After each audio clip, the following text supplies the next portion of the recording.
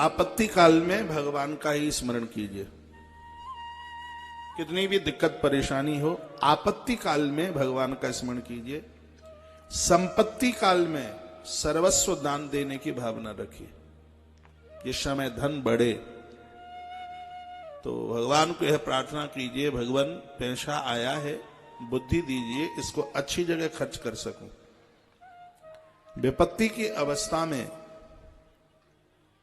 अपने वचन का पालन कीजिए, जैसा कि राजा बलि ने किया है।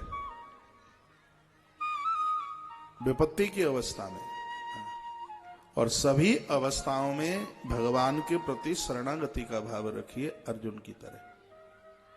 भक्त दो प्रकार के होते हैं, एक है सकाम भक्त और एक है निष्काम भक्त। बहुत समझने लायक बात है।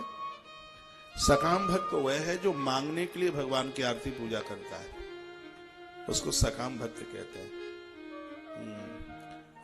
वो आप आरती में बोलते तो हैं, क्या बोलते हैं? सुख संपत्ति घर आवे, कष्ट मिटे तन का, ओम जय जगदीश हरि।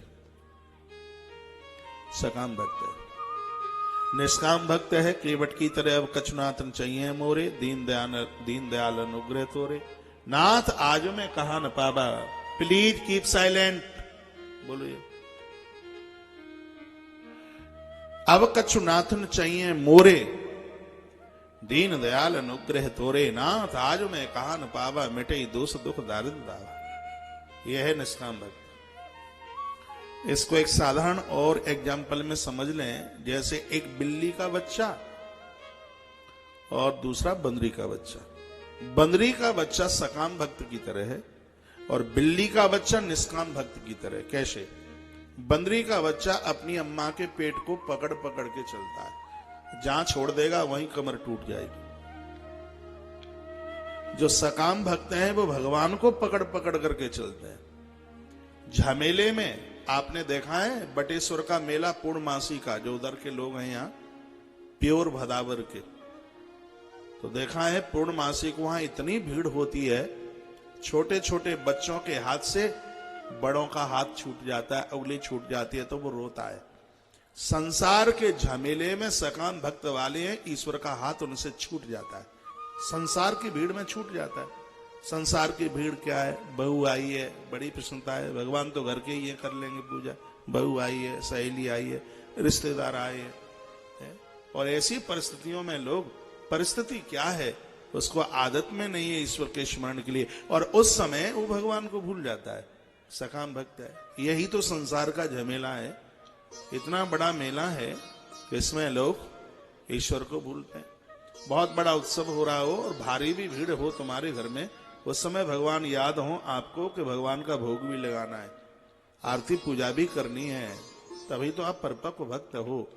नहीं तो सकाम भक्त की पहचान है, जैसे मेले में छोटे बच्चे से बड़े का हाथ छूट जाता है, संसार की गुलफता में यह लोग भी ईश्वर के हाथ को ऐसे ही छोड़ देते हैं, जैसे बंदरी का बच्चा अपनी मां को छोड़ देता है। लेकिन जो निष्काम भक्त हैं वो बिल्ली के बच्चे की तरह। बिल्ली के बच्चे की विशेषता क्या है? ये अपनी मां को नहीं पकड़ता, फिर बिल्ली इसको अपने मुंह में रख करके चलती है। बिल्ली इसको उठा के चलती है। बिल्ली के दांत भी नहीं गड़ते, इसको मुंह में रख करके चलती है, उसके दांत नहीं गड़ते। वो बिल्ली की मां है। मैं निवेदन यह करना चाहूंगा कि माता पिता डांट लगाएं, बड़े डांट लगाएं, तो ये आप बुरा ना मानिए, उनकी बात गड़नी नहीं चाहिए। बात मीन्स दांत गड़नी नहीं चाहिए। बहुतों को तो गड़ जाते हैं,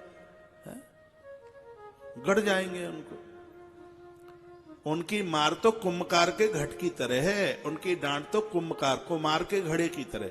आपने देखा है, एक हाथ नीचे लगा लेगा, ऊपर से हल्का हल्का ठोकेगा, और जब तक वो ठोकता नहीं है तब तक मटका ठीक से बनता भी नहीं है। घड़ा कहां बनता है? उसके ठोकने पर धीमे धीमे, आप कभी स्वर्णकार को देखिए, धीमे धीमे ठोकेगा। हम लोगों को गुरुजनों ने धीमे धीमे लाड़ की चोट से ऐसा ठोका है। और मैं तो निवेदन कर लूंगा, हम और आप सब पत्थर की तरह हैं और ये गुरु लोग उस कारीगर की तरह है। ये पत्थर रास्ते में पड़ा है, या तो ठोकर खाएगा या अपनी ठोकर से किसी को घायल कर देगा। लेकिन वही पत्थर किसी शिल्पी के हाथ में लग जाए तो शिल्पकार उसको ठोक ठोक करके छेनी के द्वारा काट काट कर उसको एक प्रतिमा का रूप दे देता है। वही पत्थर लोगों को ठोकर मार रहा था, मंदिर में पहुंच करके भगवान का रूप धारण कर लेता है। ये गुरु लोग भगवान की कृपा हमें छांट छांट करके एक ईश्वरीय रूप, लोग हमें वंदन करते हैं फिर प्रणाम करते हैं लोग, इसको आप न भूलिए। निष्कामता के साथ ईश्वर का आह्वान कीजिए, मांगने के लिए नहीं। क्या मांगना, मांगोगे तो भगवान दे तो देगा, लेकिन प्रीति नहीं रहेगी। आप ग्रंथ पढ़िए, जिन्होंने मांगा ईश्वर ने दिया, लेकिन प्रीति नहीं रही। वो तो ऐसा ही हो गया कि दो लोग आपके यहां नौकरी कर रहे हो, एक फ्री में रह रहा है, दूसरा 5, 7, 10 हजार रुपया ले रहा है। कहीं दोनों बीमार होकर अस्पताल पहुंच जाए। हो सकता है जिसने 10,000 रुपया पगार ली है उसको आप देखने को भी न जाए। जिसने सिर्फ रोटी खाई, आपसे कपड़ा पहनने को लिया, वह बीमार होता है। आप रो पड़ते हैं, डॉक्टर साहब के पास जाते हैं और कहते हैं इसके ऊपर जितना पैसा लगे वो मैं खर्च करूंगा, कैसे भी इसकी जान बचनी चाहिए। इतनी उसकी तनख्वाह भी न बनती होगी, उससे ज्यादा आप उसके ऊपर पैसा खर्च करने के लिए तैयार हो जाते हैं। क्यों? क्योंकि उसने निष्काम भाव से आपकी सेवा की है। जो भगवान की निष्काम भाव से सेवा करते हैं उन भक्तों के लिए भगवान निर्गुण से सगुण आकर के बन जाता है। वही अविनाशी उदरवासी आके बन जाता है। जगत का पालक और भक्तों के लिए किसी माँ का बालक बन करके आ जाता है। तो निष्काम भक्ति का अपने आप में बड़ा आनंद है। इसलिए सभी अवस्था में भगवत शरणागति लेना सीखें।